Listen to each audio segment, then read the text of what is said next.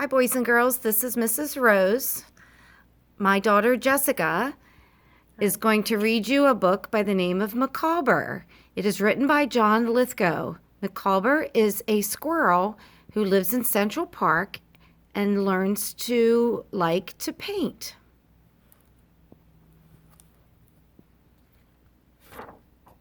Micawber. Here he is. And this is the park that he lives in. Alright.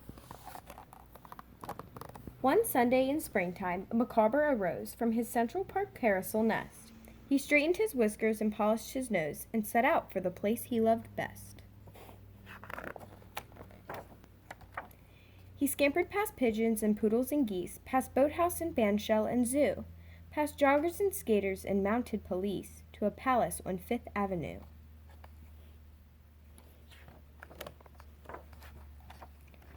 For inside was a splendid collection of art, a sight for a squirrel to treasure, a feast every week for his eyes and his heart, which Micawber could savor at leisure. There he is.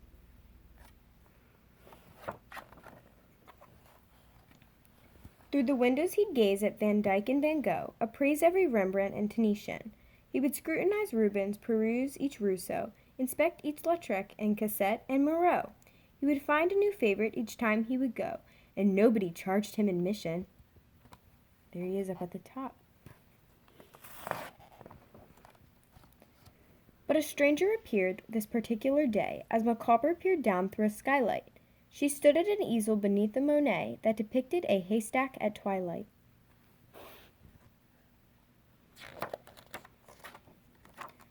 Micawber observed her for hours on end, as she copied each texture and shade. He noted the stroke of each brush she'd extend, the rare concentration and care she'd expend. She'd become his unwitting and unknowing friend by the time the day started to fade.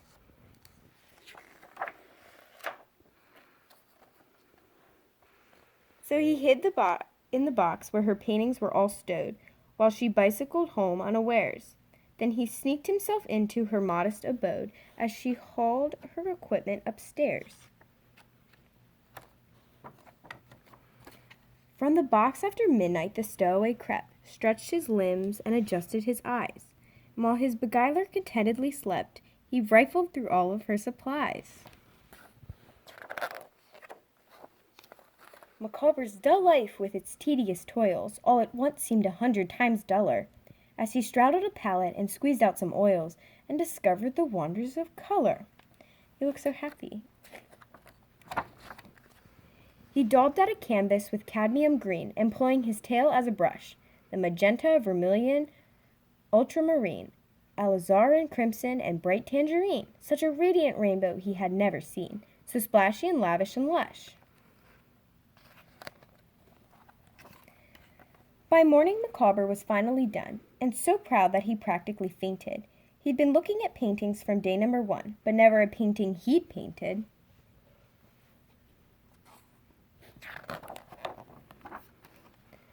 As the sunlight poured in, he was ready to go, leaving everything just as he'd found it. Through the transom he scrambled, his canvas in tow, rolled up with a shoelace tied round it. There he is in the corner.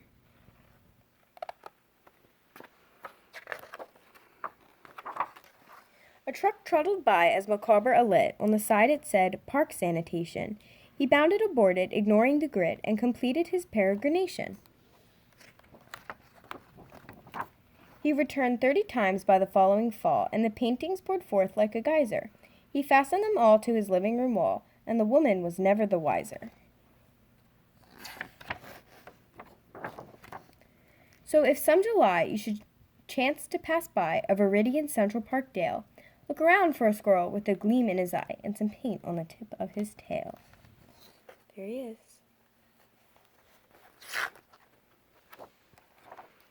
And if you should visit the old carousel, look up at its uppermost part. Inside, although nobody could ever tell, a talented squirrel continues to dwell.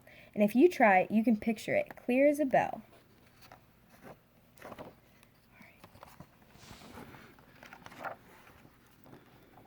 Micawber's Museum of Art. Here he is with all his paintings and all his friends.